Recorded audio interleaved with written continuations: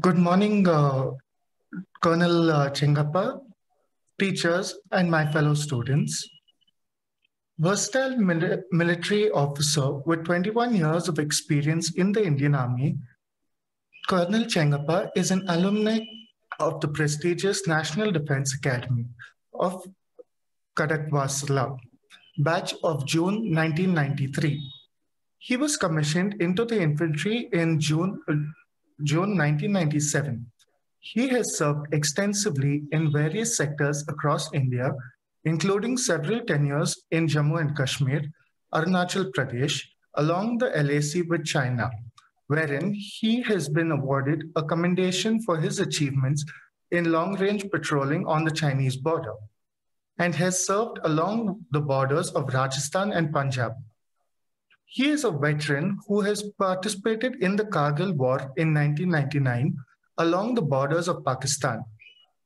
He has held several designations in his career with respect to training young recruits for enrollment into the Indian Army, logistics, and operations commander, instructor in the Indian Army's battle school for units being inducted into counter-terrorist operations, to name a few.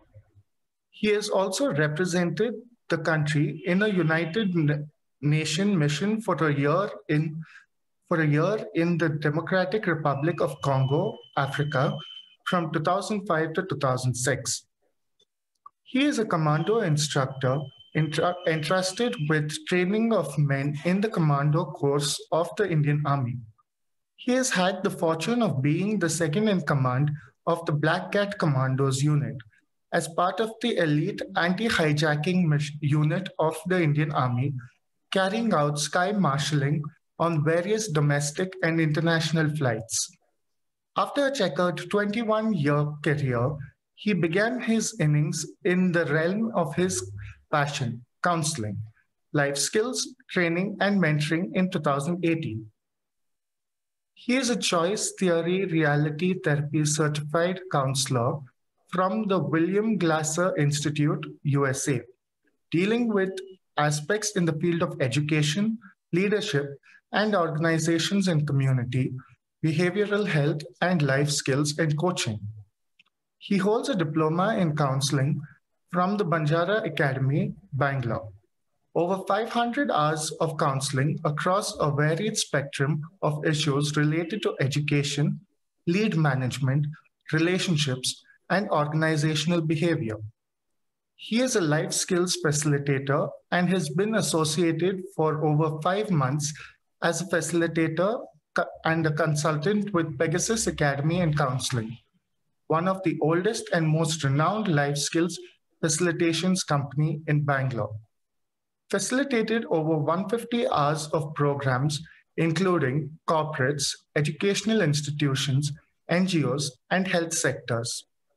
He is a mentor and a consultant of Skills Beyond Education, founded in 2016, which is a boutique team of personnel who use specialized skills, knowledge, and expertise drawn from seafaring, armed forces, and allied domains, and people with interest in the field of education, empowerment, and sustainability.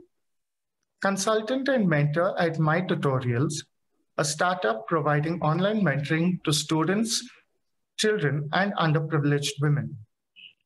He is a certified career development facilitator for children and mid-career professionals from their Career Mentors India. I would like to introduce Colonel Vinod Chengappa. Thank you. Thank you, Karan. Colonel Vinod Chengappa, sir, I request you to take over now. The platform is yours. Thank you.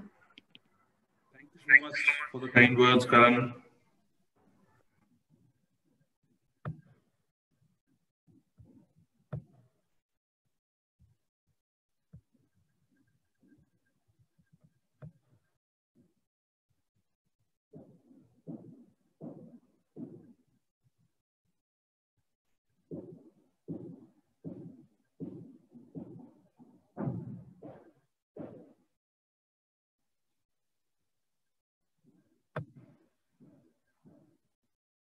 Good day, ladies and gentlemen. Are we able to see the screen? Yes, yes. Right. So before we begin the session, just a few points. I'll request if this could be an interactive session so that as much as we can learn from each other, from whatever we can add on to the presentation as such. And I would also request to have a notepad and writing material because we will be having some activities and videos on, please, mostly. So if we can see each other, the interaction is going to be that much more better. If anybody has any urgent queries, please raise your hands on the system, that is. And periodically, the queries shall be responded to. And unless there is really an urgent query, if it's a matter of life and death, unless that is there, please keep yourself muted.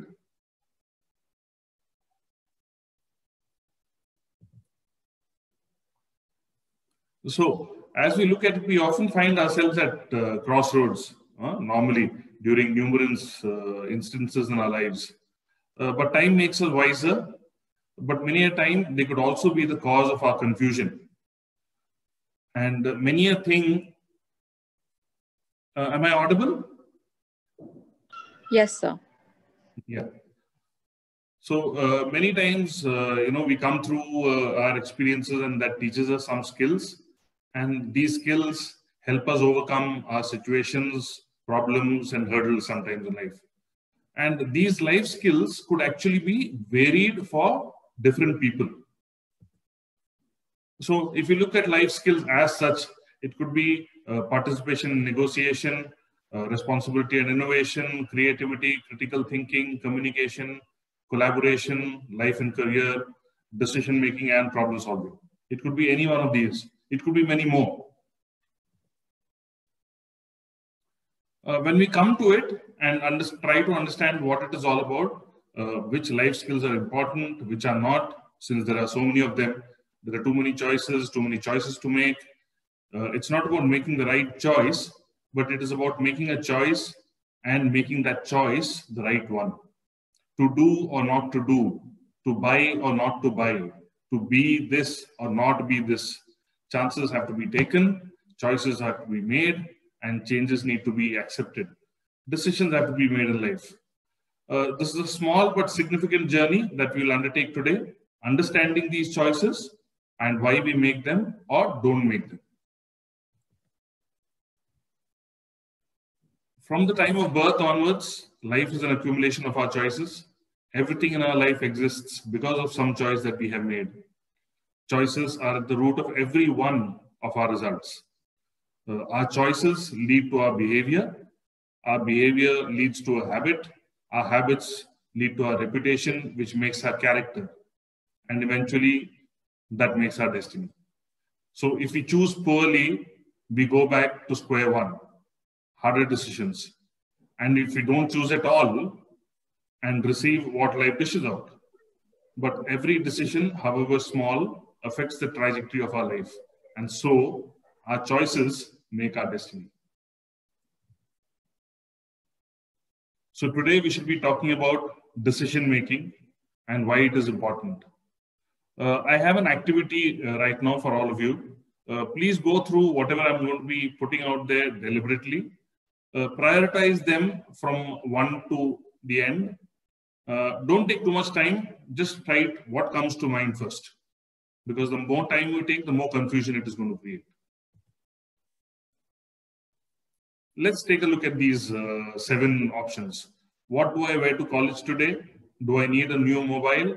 I need a new laptop, good grades in upcoming exams, how to spend the weekend, what career options can I take, and is this person the one for me? Just take a minute or so and note down in your order of priority from 1 to 7, what would be your takeaway. If anyone has any questions or doubts, please unmute yourselves and ask.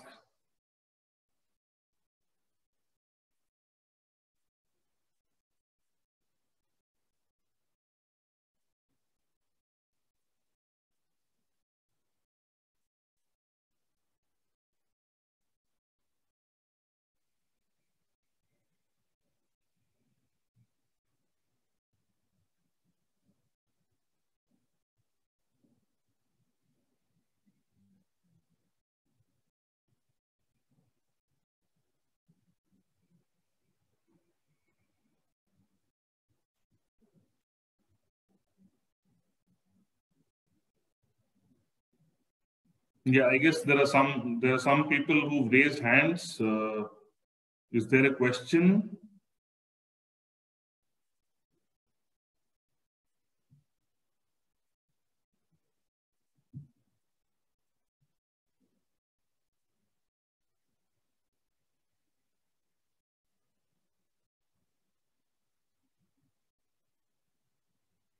I think it's by mistake. Okay. So can we go on? Can we move ahead?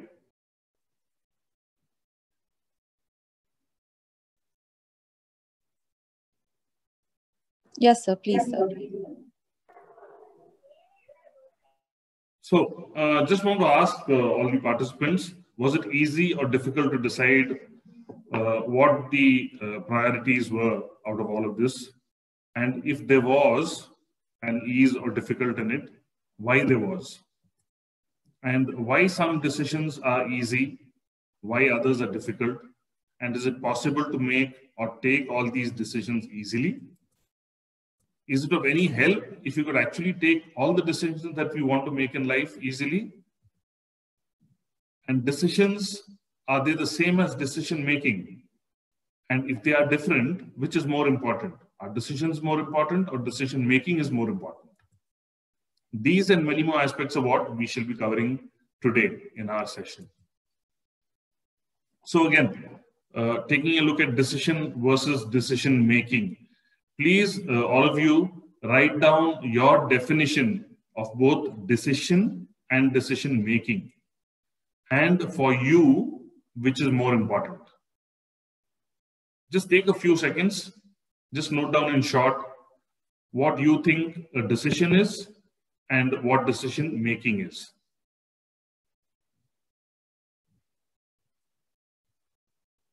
Again, if anybody has any questions, please ask. Please unmute yourselves and ask. Sir, actually, they can't speak because only the panelists have permission to speak. So can they address it in the chat box, sir? Yeah, we can do that, Tishala. Okay, sir. Thank you. Would you just let me know, because I am also not privy to the chat box. Sure, sir. I'll read out the questions for you, sir. Thank you.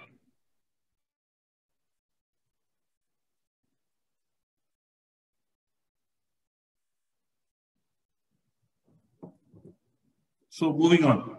When we look at decision making, in psychology, decision making is regarded as the process resulting in the selection of a belief or a course of action among several other possible alternative options. It is also the process of identifying between many alternatives based on our own values, preferences, and beliefs of the decision maker. It is also a process of selecting a course of action from alternatives so that a desired result may be accomplished. Depending on the purpose of decision making, it is to direct human behavior and commitment towards the future goal. I know it comes across as very, very confusing and complicated remarks, but this is the academic part of it.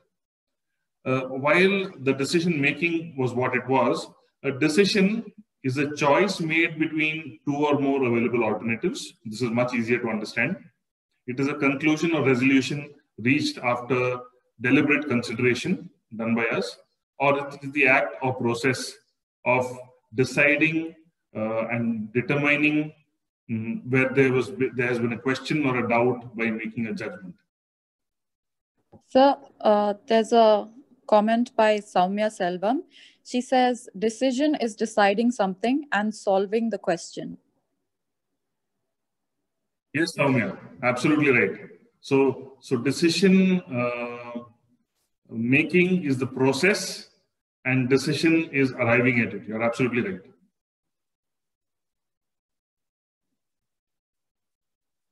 So if you're looking at decision versus decision making, it is the process and or the conclusion reached or arrived at after considerable and deliberate thought given to two or more confusing alternatives.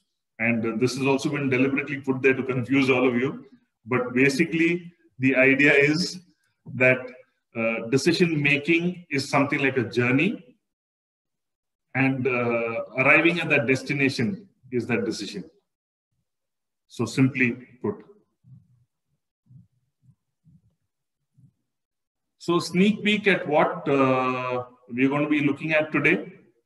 It is the types of decision making, the different styles that we could have of decision making, the various models that exist, the process of decision making, the factors affecting our decision making, skills that we can use to overcome whatever problems we have in making a decision, and what are the benefits of a good decision making.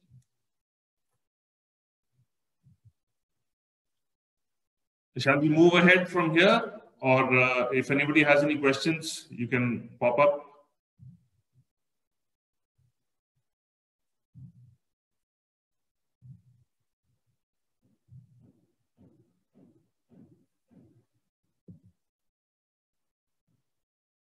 Okay, so when it comes to the kinds of decisions, types, when you look at it, it is programmed and unprogrammed decisions, major and minor ones, long-term and short-term decisions, routine and strategic ones, tactical and operational ones, individual and group decisions, or personal and organizational.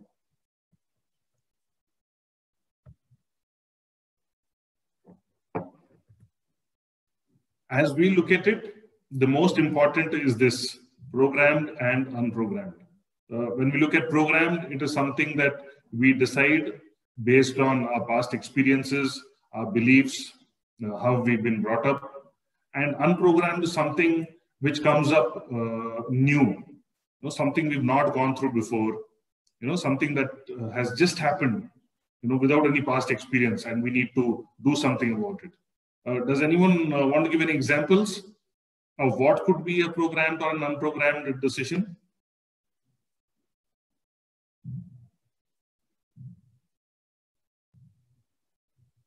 You can just mention it in the chat box if you have some examples, and I will read it out.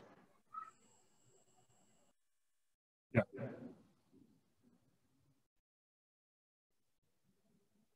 Any example from day-to-day life that we have, programmed or unprogrammed decisions that we need to take, something that anybody of you have come across with?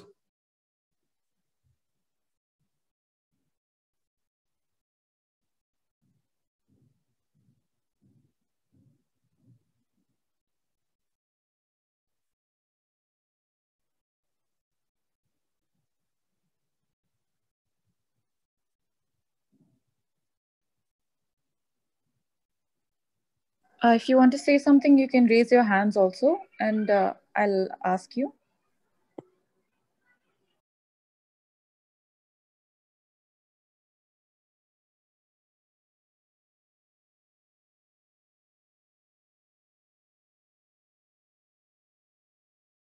Okay, so there's a comment from Mohammed Rizwan. He says, becoming a software developer, having a grip on coding, programmed, becoming an army officer, unprogrammed. That's an interesting one, Rizwan. What you mentioned, about becoming a programmed, becoming a software engineer, unprogrammed, joining the army. Yeah, so something like this. And, I'd like to give an example of both programmed and unprogrammed and where they can both come together. Something like an unexpected meeting with a 9-foot-long tiger in the wilderness, and thinking of that aspect of fight or flight, right? Fight is, being there and doing something with the tiger, and flight is just running away from there, right? So this is how we have been programmed. Sometimes when you have that unexpected encounter with either a tiger or any other experience in life, this is where we're going to be. It is going to be a flight or fight situation. So like you said, yes, programmed is something like becoming a software engineer, which you've decided on. Unprogrammed is maybe joining the army. Could be. We have a few more comments, sir. Sorry. Yes, Trishala. So from Syed Suleiman, we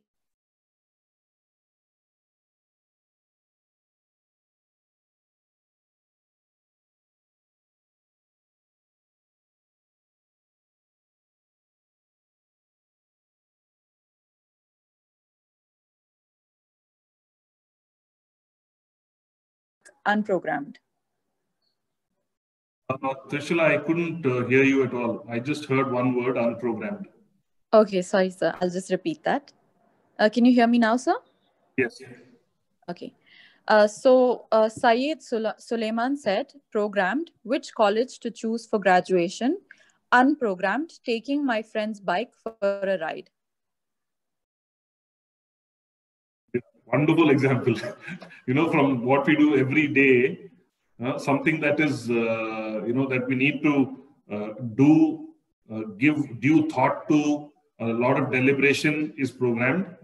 And this is also based on past experiences and what we are and, what has made us. And unprogrammed to something just like he said, taking a bike out, or going for a ride. Something that just comes out. It could be something which one could say is on an impulse. Something like that could be unprogrammed. Yes, absolutely. Then, so there's one more comment from Gali Karan. He says, listening to a pre-made playlist, programmed. Listening to new music, unprogrammed. Yes, Karan. Yes, absolutely. Listening to something that you've not planned on without, what is there, what is already part of you, unprogrammed. Absolutely. Beautiful examples people are coming up with. Then there's one new comment, sir. I'll just read it out for you. Huday Nazar Teachers Academy says, escaping from dog is programmed. Yeah, that's all they've said so far. Escaping from dog is programmed because over a period of time, we've seen that, depending on our experiences, it could be that, we've had a past experience of something which is not very safe with the dog. So running away from them or keeping away from them is something that is programmed, yes. And it is already there in your mind. So, something like when you're walking past or you're running somewhere and you see a dog somewhere, what you tend to do is you move a little away from them, right? Just to stay away from them, because that is something that is based on your past experience. Yes. So then, should I continue reading a comment, sir? Yes. Okay. You can tell me when to stop, sir, because quite a few comments are coming now. Okay. So Bailey Zeba says, judgment made on rules is programmed. Judgment made on reasoning skills is known as unprogrammed. And Soumya Selvam says, reordering the office supplies, but he hasn't mentioned if it's programmed or unprogrammed. Can you repeat the previous one, please? Yes, sir. So Zeba says, judgment made on rules is programmed, and judgment made on reasoning skills is known as unprogrammed. So this, Zeba, will this can be an entire topic, an entire subject altogether of discussion. But yes, what you mentioned is correct between programmed and unprogrammed. But this will actually need a lot of more deliberation. I think we'll go beyond this topic, beyond today's session to discuss about it. Hence, Soumya Selvam supplies is programmed. Yes, absolutely. Absolutely, Soumya.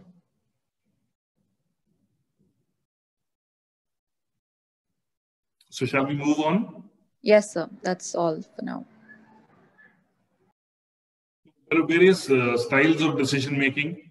It could be a three-point process where we are either inactive, reactive, or proactive.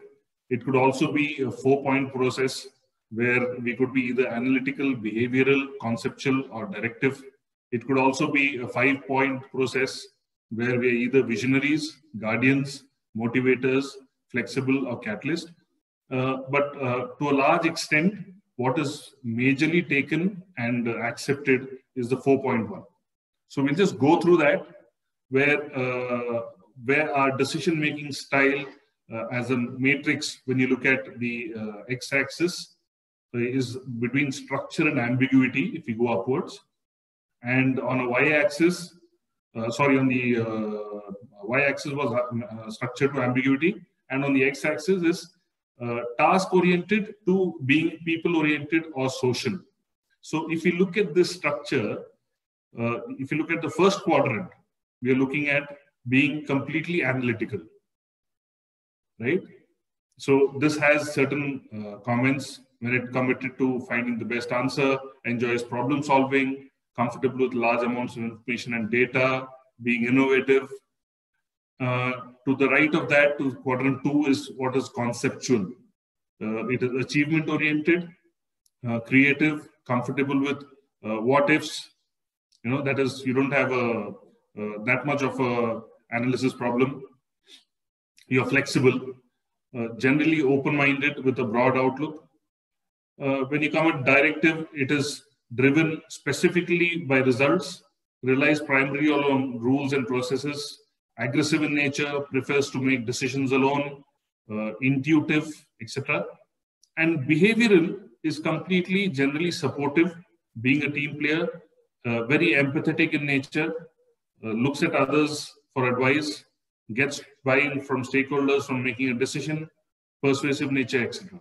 So what we need to do now is another activity. Please go through this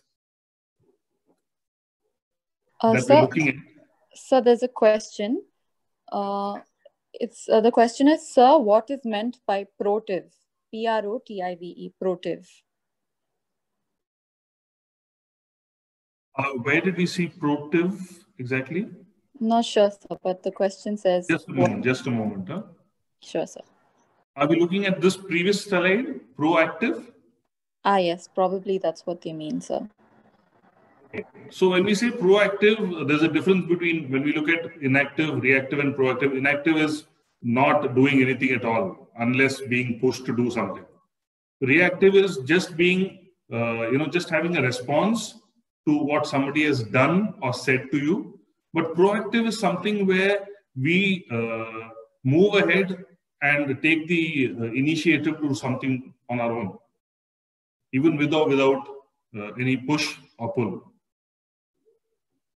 Does that answer that question?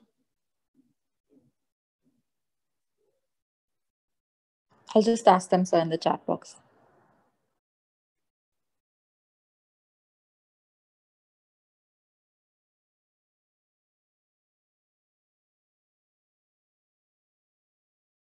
They said yes, sir. Anybody else who's raised a hand or something? Or shall we move?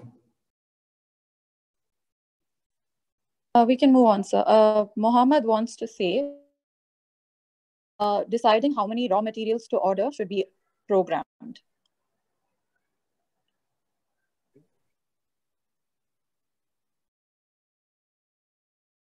Yes, sir, we can move on. That's all in the chat box. So, what I'd like the participants to do is go through this for a minute. Just go through these 4 separate decision-making styles that we're talking about. That is analytical, conceptual, directive, and behavioral. And come to a conclusion on your own. Where do you fit in?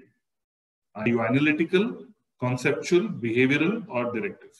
Just take a minute, go through this, the points that have been meted out under all of these, and then decide where do you belong?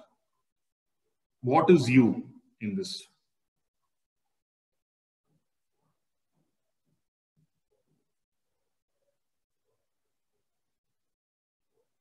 So Hemavati has a question. She has a doubt. She wants to know what is a catalyst. Okay, so a catalyst, as in chemistry, it is something which makes something happen. So when it comes to psychology, when it comes to us as human beings, a catalyst is something that somebody can do to you or say to you that will make you do something. Render some kind of outcome. Make something happen sooner or faster.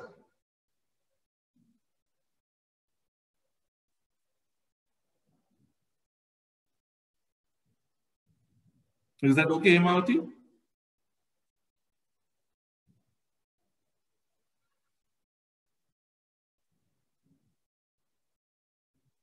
I've just asked her. Yes, sir. She said yes.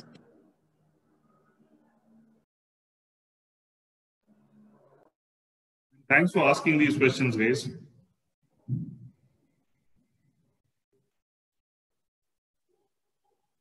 So shall we move on, or do people want a little more time to understand which quadrant they want to fit into? They've started answering the questions for the activity, sir. Syed Suleiman says he's a hybrid of directive and behavioral decision making. And Pooja D says analytical. Wonderful. What Syed mentioned. We'll come to this. Okay. So when you're looking at what style we are, it is not necessary that we have to be or we are going to be only of a particular style. Now, I was coming down to the next one, which Syed already mentioned. If there was a combination of two styles, what would it be? Yes, sorry, sir. Zeba says something similar to Syed. She says, I don't find one particular style. I'm a few of everything. Absolutely.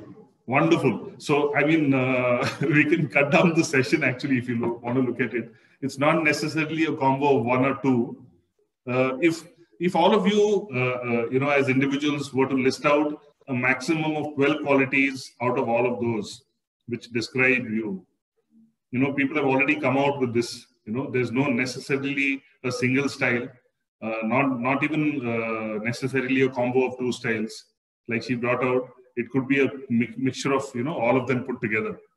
And if they were to slash out certain qualities from all of them, it would be actually a mixture of all of them. So it could also be a percentage, like she said, a percentage of each one of them, separately, not necessarily a particular style. So just have a few questions for the participants. Initially, what did you feel that your style was? But what did you feel later on? Once you started actually thinking of the combinations, and when we started discussing that, yes, there could be combinations. What was your style? And after, when you started further narrowing down, where did it actually reach? And is it really necessary to know that your style is a particular one? And does it actually help knowing what kind of decision-making style you have? This is the question that I have for the participants now. Is it really necessary to know your style? And if it is, how does it help? Your comments, please. So, G. Hemavati says, I'm into all categories, but the situation makes decision to the right decision to make. Beautifully said. Beautifully said, Hemavati. Being only a particular style at one stage will only get you to a certain distance. But depending on what the situation is, we may have to, differentiate and differ between one style and another. Beautifully put. It all depends on, and as much as we can be flexible to be a certain kind for a certain situation, the better for us.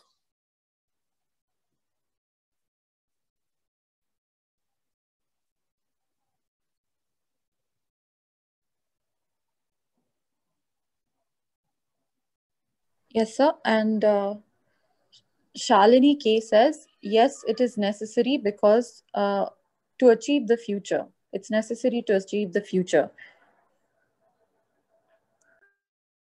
Yes, absolutely. Absolutely.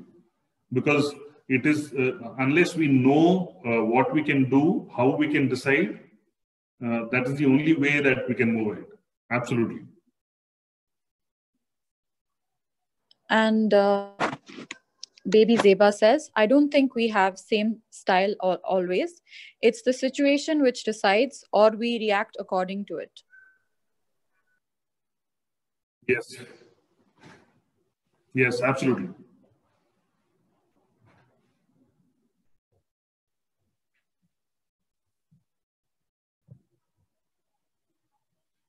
So shall we move on, guys? Yes, sir. Sir, shall I ask you the questions at the end, sir? Yeah, we could. Yes, sir. Because I don't want to keep interrupting you, sir. So shall I ask at the end, sir? The room will be open to all questions towards the end of the discussion. Would that be okay? For me, it is okay, even if you ask questions in between, because as we are doing something, pertaining to where we are, if the questions come up, then it is better. So I don't mind the interruptions, as long as we can keep moving. Yeah. Sure, sir. Then I'll do it accordingly. Yeah. Thank you. So, like we said, like people have brought up also, we all have different ways of doing different things. Similarly, we have various methods of arriving at decisions. Like athletes have various styles of achieving the same end result, whether it is a 100-meter sprint or it is a 41-kilometer marathon. People have different ways of, ways of doing things. So I just wanted to give you an example of what something that I went through when I was in the National Defense Academy. So we went through so much physical activity in the day that most of us would be actually sleeping in class. Normal classes as they're going on, most of us are sleeping actually. So I had these two different individuals that had this, method of waking people up. So there was Mr. A.B. Rao. He was from Bangalore, by the way. So what he would do is, if he saw somebody sleeping, if he saw a cadet in National Defense Academy during the class sleeping, he would quietly move up to him with his duster and put a nama on the head.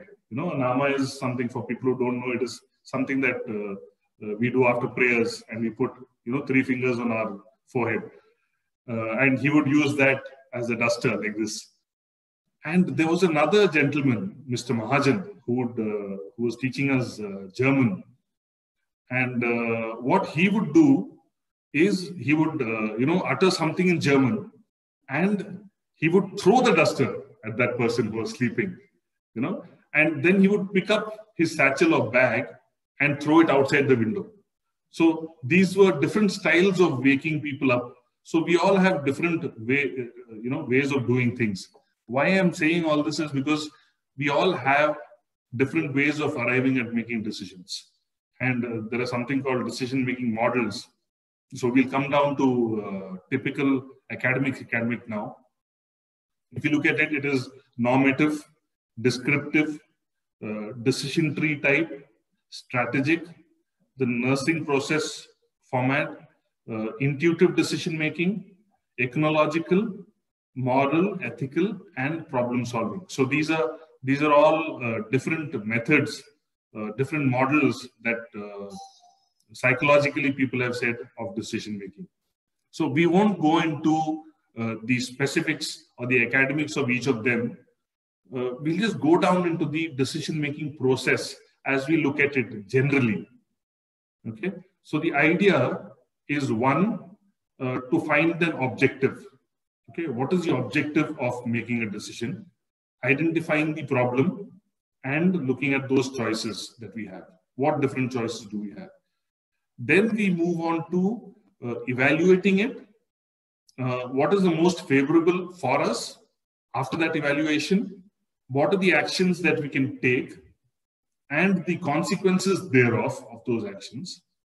Finally, coming down to actually taking the decision and eventually ending up with the follow-up of feedback, if we want it, that is. So we're looking at 3 different aspects. We're looking at information 1, evaluation 2, and action 3. Does anybody have any questions?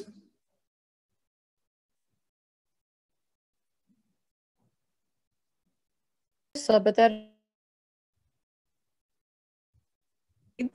shall I read them? I couldn't hear you, Trishula. Or shall we move on, sir? There are no questions pertaining to this particular slide, sir, but there's one comment regarding our previous slide. Shall I read it, sir? Okay. So Wilfred Willie says, yes, it is very helpful for me to know my decision-making style, to prune myself to be a better person by improving my skills from other categories. Yes, Wilfred, absolutely right. it is very necessary to know what your decision-making style is, based on which you can do what the action that you need to take.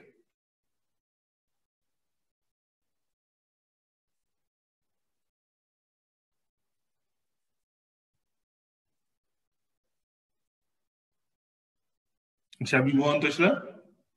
Yes, sir. So I like to, before the next activity, paint a picture of one of the experiences that I had when I was in the National Defense Academy. So we have a cross-country run that is approximately about 16 kilometers. So 2 to 3 kilometers into the run, what happened was we used to have the shoes, sneakers that we used to have at that time were those Bata sneakers, power shoes, so-called. So the sole of my right shoe came out. So what I did was I removed the shoe, put my hand into it and continued running with one shoe.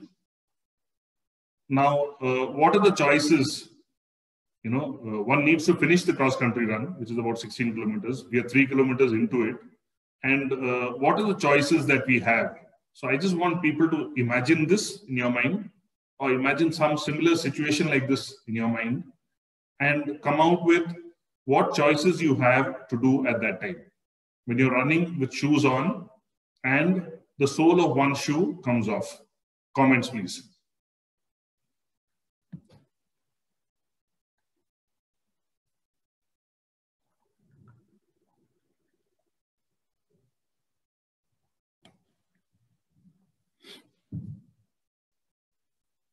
So baby Zeba says, remove both the shoes and run.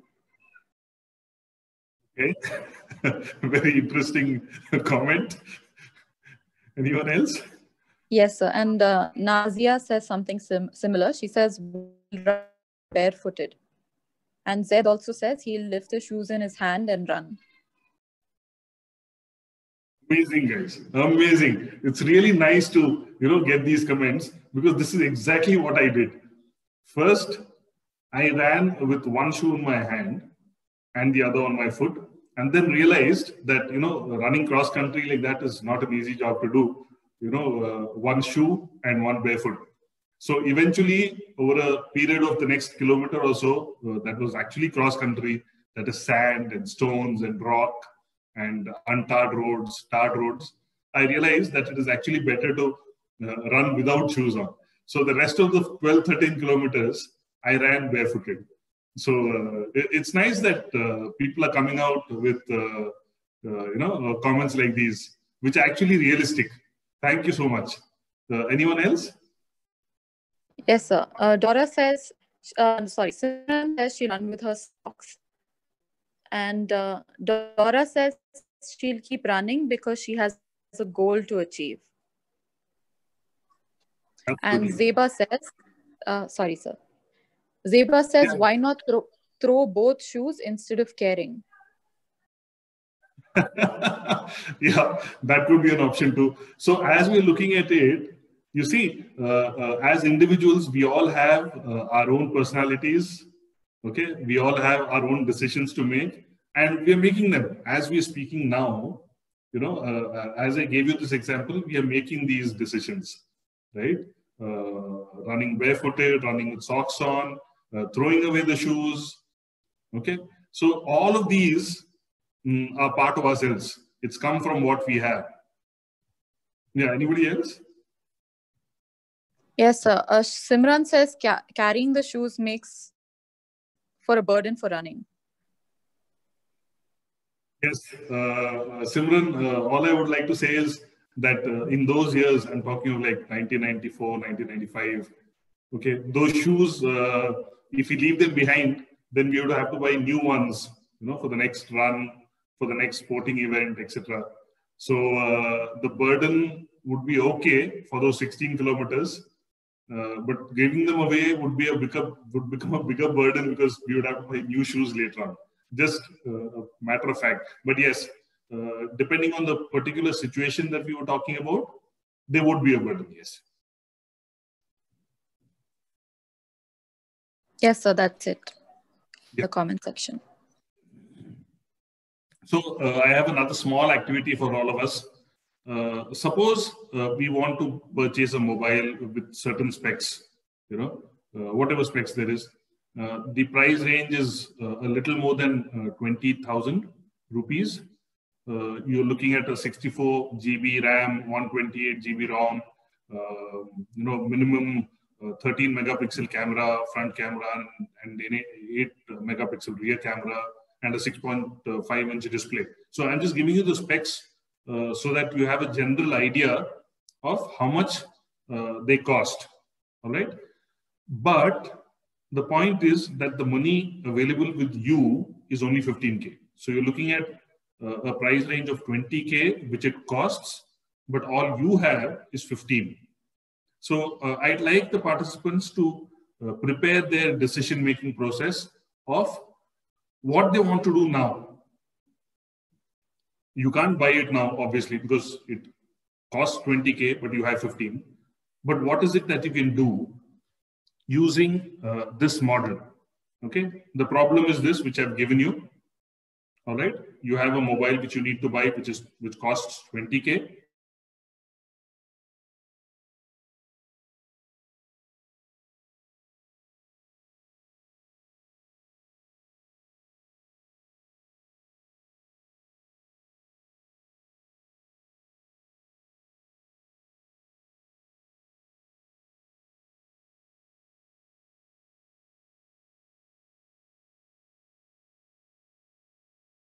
Sir, I think your screen is frozen, sir. We can't hear your voice either.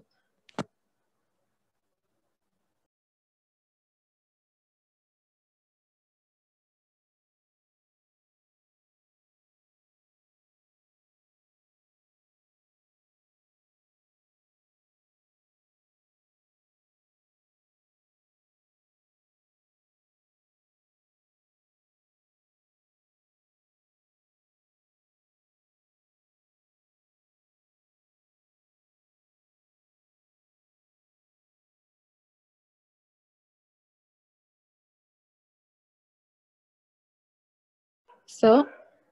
Sir, can you hear me, sir?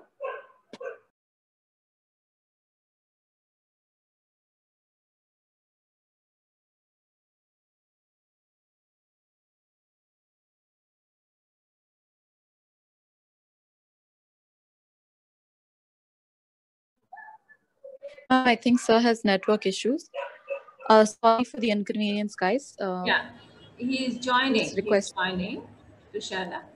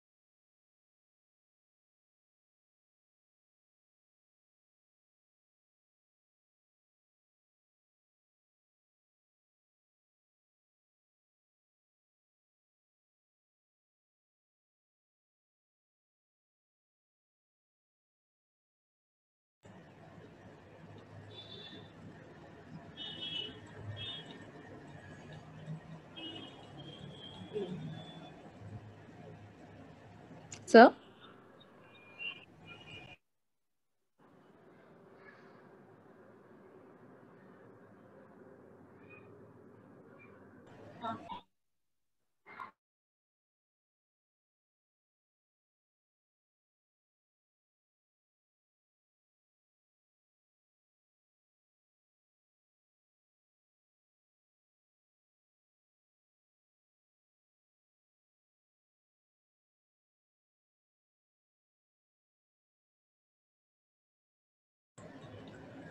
Please bear with us.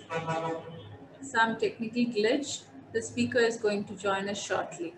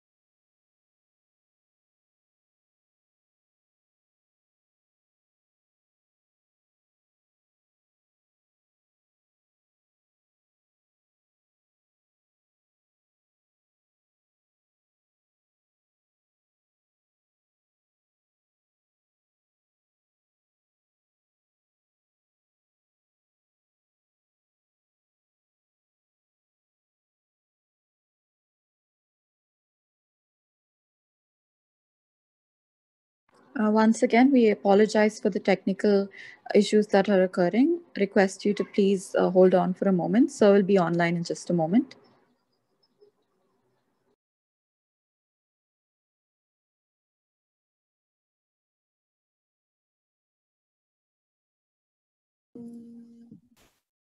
Yeah, am I audible now? Yes, sir. I am so sorry, for this interference, participants. Some issues with the internet. Are we able to see the screen, Srishala? Yes, sir, it's visible. Yeah. Okay, so I think this would have given people enough time. Are we on the complete screen, or are we still on slides kind of a thing? We're on the slides screen, sir, not in full screen. Okay, just a moment.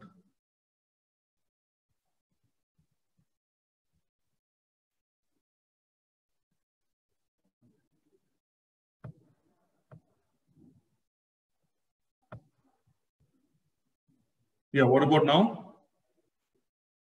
No, sir, you're still on the slide screen.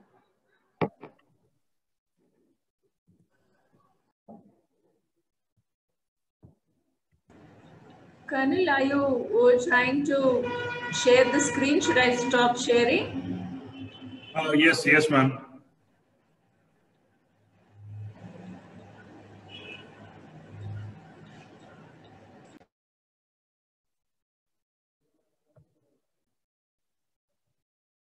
Can we see the screen now? No.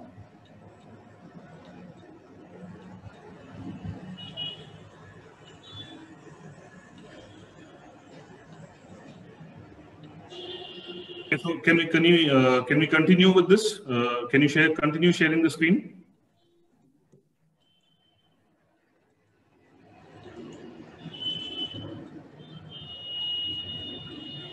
Yeah. So at least now, can we see them? Yes, ma'am. We can see the. Yes, sir. We can see the slides.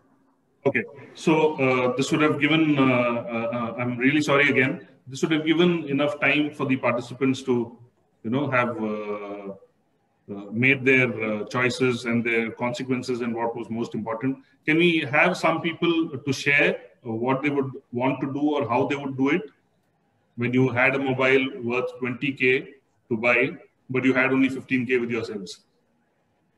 Yes, plenty of comments in your absence. Many of them said they would bargain or ask for discounts. That was quite a few comments said that.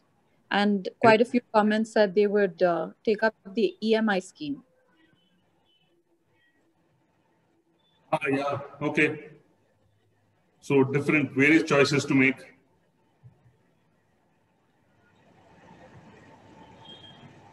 Then some people said they would wait for the cost to reduce further or wait for a big sale.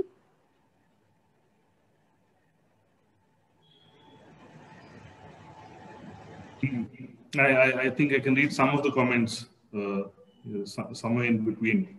Yes, wait for offers, wait for discounts, wait for offers, or some kind of a sale. Yes.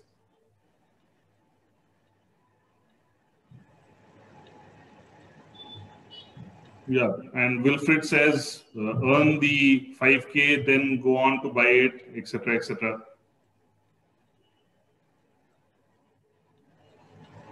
Yeah, so we each have our own methods of making a decision of what we want to do when it comes to that 5K less. So let's move on.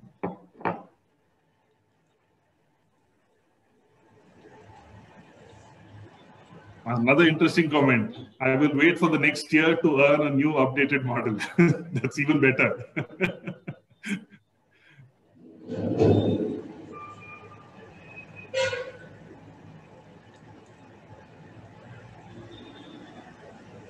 Can we move on to the next slide? Yes, sir.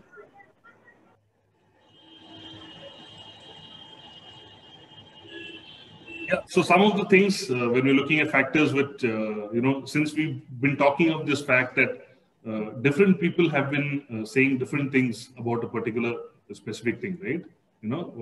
We all wanted to buy one mobile worth 20K, but we all had different ways of getting there, what we need to do with it. So what are these factors which actually affect decision making? One is our belief system. That is our upbringing, conditioning, social influences, etc., which bring out certain what is called cognitive biases. We'll talk about cognitive biases later. Okay, we have multiple options. We have so many options that we don't know which one to take. Information overload.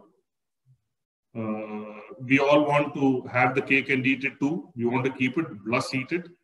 The lack of self-confidence because of our past experiences and criticism from people maybe. Lack of clarity on what we have, don't have, fear of failure, and mental fatigue of making decisions because it is exhausting, thinking about what needs to be done and how it has to be done.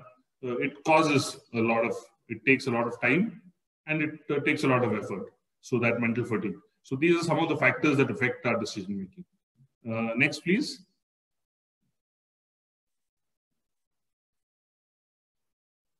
So like I said, why it is important to understand the cognitive biases is because our entire process of decision making is based on these cognitive biases.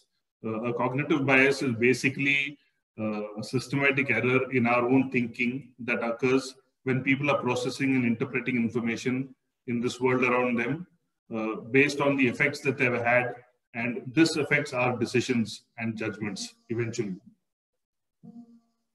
So I'd like to just give a couple of examples of what cognitive biases can be. So one of them is what is called sunk cost fallacy. So anybody who's heard of sunk cost fallacy or read about it?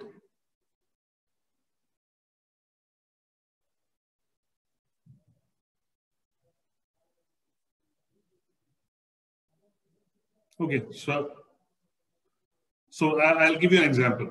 We go to the movies, okay? So there's a movie that we need to, we wanted to watch, and I went for it.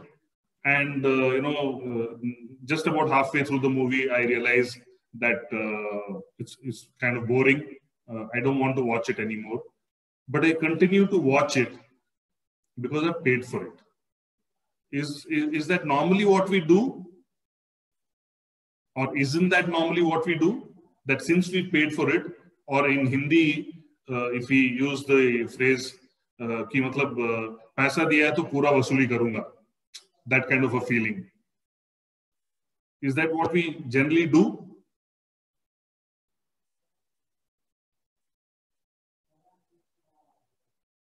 Most of the people are saying yes, and some. Yeah. So this is what is called a sunk cost fallacy. If we look at it, actually, being in the movie or not does not matter, because it only increases my irritation. I'm not happy with what is happening in the movie for whatever reason. Yeah, it is boring. Too many songs or whatever. But still, we end up staying in that time zone for those 2 hours or 3 hours, right? So it actually is costing me a lot in terms of time, effort, in terms of how I feel about it. But still, since I've already paid for it, I want to sit in it. So it's a sunk cost. Even if I leave halfway through, it is not going to matter. But still, I continue sitting in it. So this is a cognitive bias because of the payment that I've made, because of the money that I've spent. Whereas actually, if I come out of it, I'll be better off. Something else is called the association bias, which means that I associate something that is happening to me or happened to me to some other reason. I say that on Tuesdays, I will not go out and buy new stuff because something has happened before. I associate it with something that has happened before. And something called a decision fatigue. There has been research that when it comes to making decisions by a judge, depending on the time of day, the decisions are going to be different, because he or she has been sitting in that chair for so long that the decisions at different times will be different, even if what would you call it? The thing would be the same, right? So these are different aspects. So these are all cognitive biases which we've picked up because of our upbringing, and these affect our decisions. Next, please. So if these are our cognitive biases, how do we overcome them? By removing these cognitive biases, achieving a lot more clarity, overcoming these. Overgathering info, overcoming overgathering of information or overworking options, keep it to a minimum. Have a very, very objective evaluation of whatever we need. Never take a decision under stress or duress or when we are tired. And always work on a worst case scenario. When we're looking at something, what if this doesn't work? How else can we do it? And what is the worst case scenario that we can look at? Overcome our fear of failure, because we need to accept that we won't always make the right decisions, that we'll mess up sometimes. It's okay, it is understandable. That failure isn't the opposite of success, it is a part of success. And always be open to feedback on your own, as we can do it, or from others. Next, please.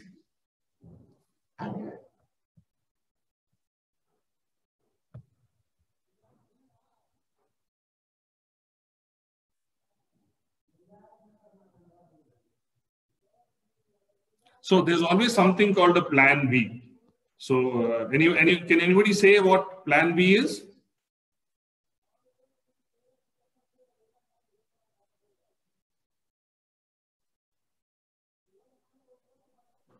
Mohammed says backup plan.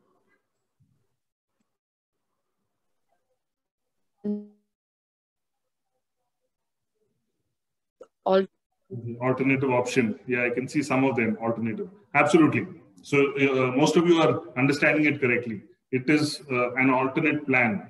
So what normally happens is the moment we have an alternate plan, our focus on the first plan is already divided, right? So way back, years ago, hundreds of years ago, Julius Caesar landed off the coast of England, okay, and realizing that the enemy had more men and he had less, what he did was he just set his ships on fire, right? They were all on the beach, and all the men had to stay back there and fight. So what he ended up actually doing is not giving them a choice. So the idea is that there is no turning back.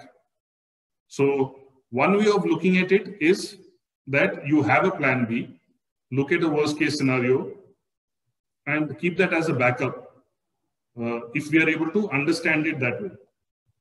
But the second option is that we stay focused on one plan because there is no other go.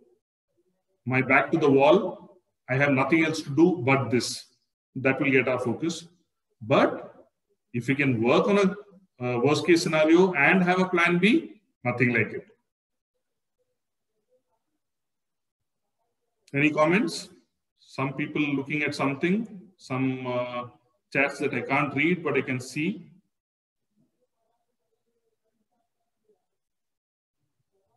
I'll just read them out, sir. Yes, Trishla. So they are all expressing, defining a backup plan.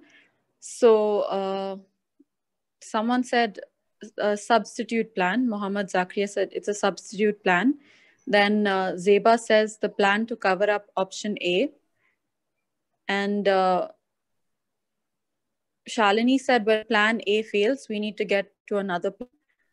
Yes, sir. And yes, sir. It's basically the same.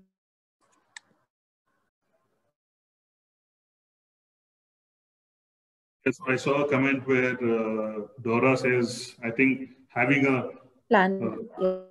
Having a plan B will have less focus. Yes, absolutely right. But somebody also mentioned somewhere, I could just get a glimpse of it, that it is better to have a plan B, I think, because if there is no plan A, then we need to move to plan B. Absolutely.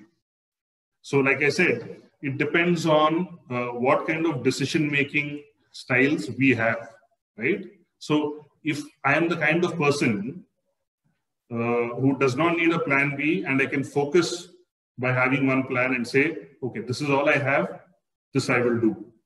Absolutely good. But if I'm the kind of person who thinks, I will do this, but if I need to do something else, I have this in hand. So it all comes down to what our personality is eventually. Yeah, somebody just mentioned that we should always have an alternative. Absolutely. I agree with you. With the kind of personality that I have, personally speaking, yes, I would always keep a plan B ready, or a plan C and a plan D.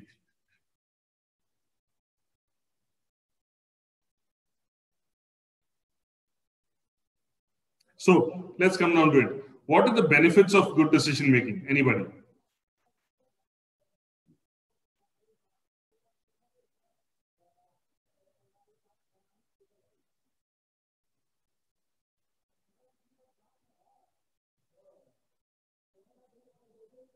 Anyone? What are the benefits?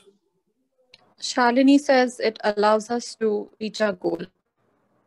Our goal, focus and certainty of the future. Yes. To be safe, to have a good output, should be smart. Yes. Yeah. Most of you have listed out. Yeah. So let's go to the next one. Let's just list them out. Gives us a concept of improved self-concept, what I am and my own self-esteem, improves relationships, saves time, energy, and effort, gives more time for other equally important activities that we want to do, gains control, like somebody said, over our future, what we need to be in life, controls your health. Overall, basically, it's an improved quality of life. Yes, like Hemavati said, decision is nothing but to use it to. So let's have what is called a hack, what I call a hack activity. Just list out, all of you, list out all the tasks, especially the pending ones that you would want to complete today if you have unlimited time. Okay, no 24 hours. Okay, say you had 72 hours or 96 hours, but there were certain things that you need to get done. And if you had unlimited time, what all were those tasks? List them out. First. And after you do that, assume that you had only half the time that you had assumed earlier. Then, which tasks would you complete? And then prioritize them.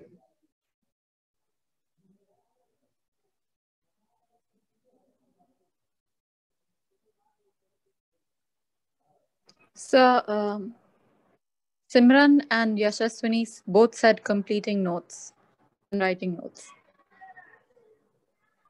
What does that mean exactly? I think completing their school notes.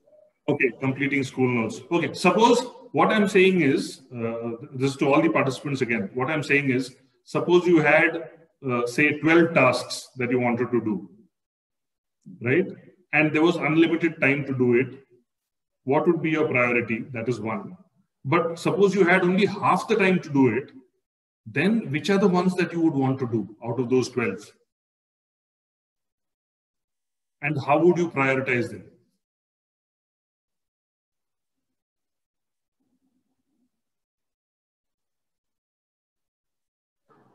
So Hemavati says making points to matter and understand the topic and make a point right. So these are three different things that you would want to do, Hemavati.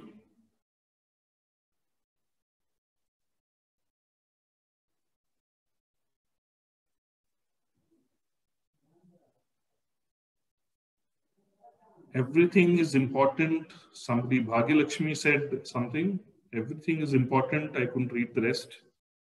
She said, everything is important. I'll manage time to do all that work. So this is exactly what we're talking about.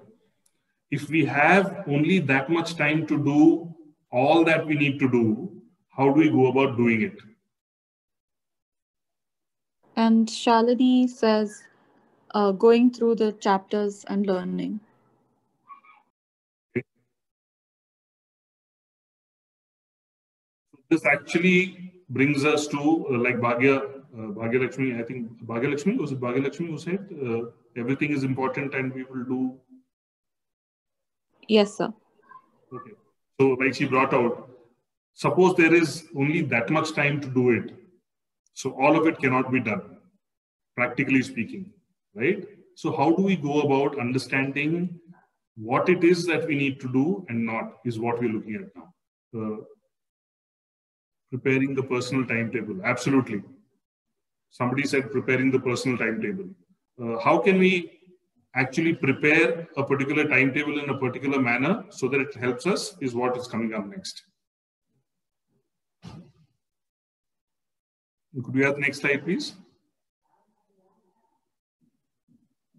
Yeah, let's look at this matrix of what we could call it as urgency versus importance matrix, right? On one side is urgency, on the other side is importance. So when we look at the first quadrant, top left, we have urgent and important. If you're looking at those 12 points that I was saying, 12 things or 12 tasks that we needed to do, out of those 12 tasks, what is urgent and important, right? So classify that, put it into that box. Next is, it is urgent, but not important for now, right? It needs to be done now, but is not important. Even if I don't do it, it is okay. Then the third matrix, the third quadrant is important, but not urgent. You know, like for an example, paying a telephone bill, maybe. It is important to be paying it because eventually I will get disconnected, but it is not urgent. I have a certain date by which to do it. And the last quadrant is not important and not urgent, so that I can leave out for much later. So in our lives, we all have a lot of things which we need to do at one time, but all of it cannot be done on the same day or in a particular time period, right? So what we need to do is use some kind of a matrix like this to bring out what is urgent and important, what is urgent but not important, what is important but not urgent, and what is not important and not urgent for the time being. If we are able to classify our tasks in this manner and put it into these 4 boxes, everything else falls into place in the time that we have and for the tasks to be completed. Can somebody give an example of something that is urgent and important?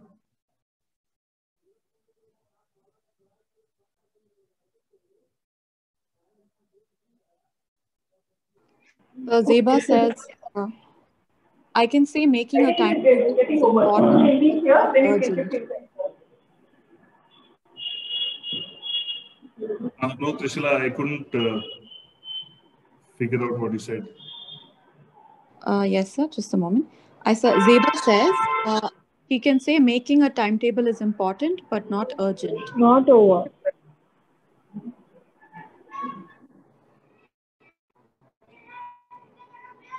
Yeah, making a timetable is important but not urgent. Yes, good example. Very good example. It needs to be done, but not necessarily right now.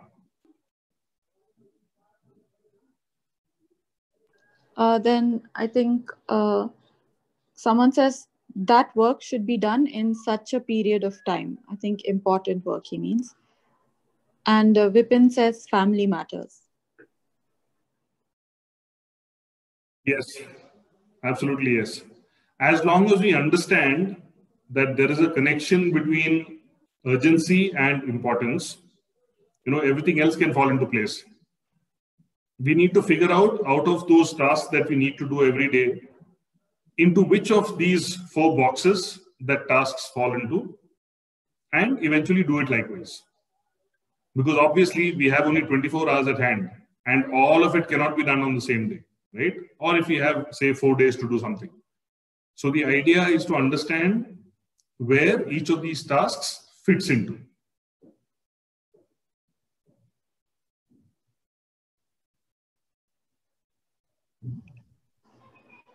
So then there are a few more examples. Pooja D said paying a college fee is important but not urgent.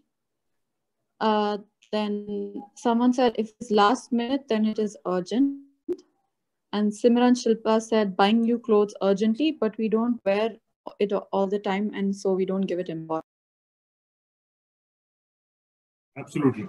So at least there are a lot of people who are understanding exactly what urgent is and what important is, and what it is not also sometimes, right? So so we come to the end of today's session. If anybody has any questions, you can please ask.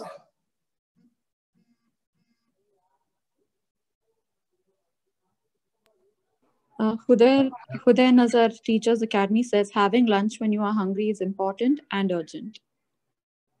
Yes, absolutely. Having lunch is urgent, and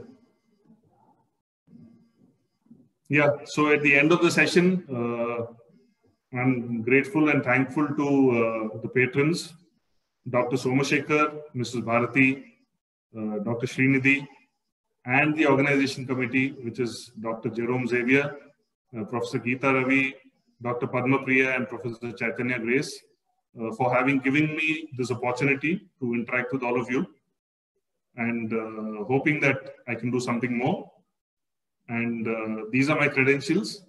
I am a life coach, mentor at Skills Beyond Education, also a career development facilitator.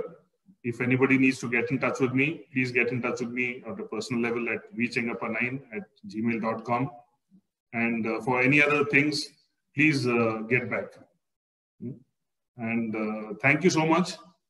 for being in the session. And I hope it was as fruitful for you as it was for me. Thank you. Thank you, sir. There is no better time to express gratitude than while thanking someone who took the time to enlighten us. Keeping this in mind, I request Aditi from the 5th semester BA to deliver the vote of thanks. Thank you, Trushala. Am I audible? Yeah, Aditi. All right. Good afternoon, one and all. That was indeed highly needed during this pandemic where we're forced to stay indoors and our motivation is specifically running lower than usual. I'm so grateful to have been part of the audience and have had the opportunity to listen.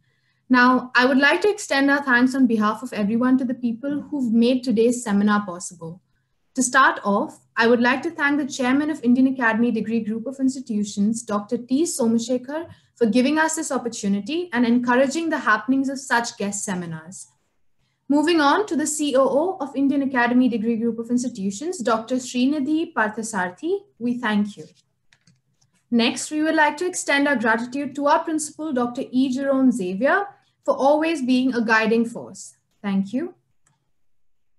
Today, our session would not have been possible without our speaker, Colonel Vinod Chengappa, whose wisdom and expertise has surely benefited most of us after this session. Thank you so much, sir, and we hope to have you for further sessions like these. Next, I would like to thank the head of the Department of English, Professor Geeta Ravi, for facilitating such amazing lectures that complement our academics and help in holistic growth.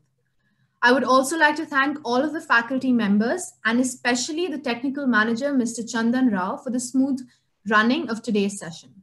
Lastly, thank all of you for patiently listening, and I really hope that all of you have benefited in one way or another today. Wish you all a very happy and safe afternoon. Thank you. Thank you so much, Aditi, for the kind words. And thank you all once again. And thank you, Ms. Geeta Ravi, for helping and facilitating this to happen. Thank you so much. Thank you, Colonel Vinod. It was very interesting and interactive session. I think all of the attendees have got a good hold of it. I hope it will be useful for them. Thank you. Have a good day. Thank you. The feedback form has been posted in the chat box. Request you all to fill it out, please.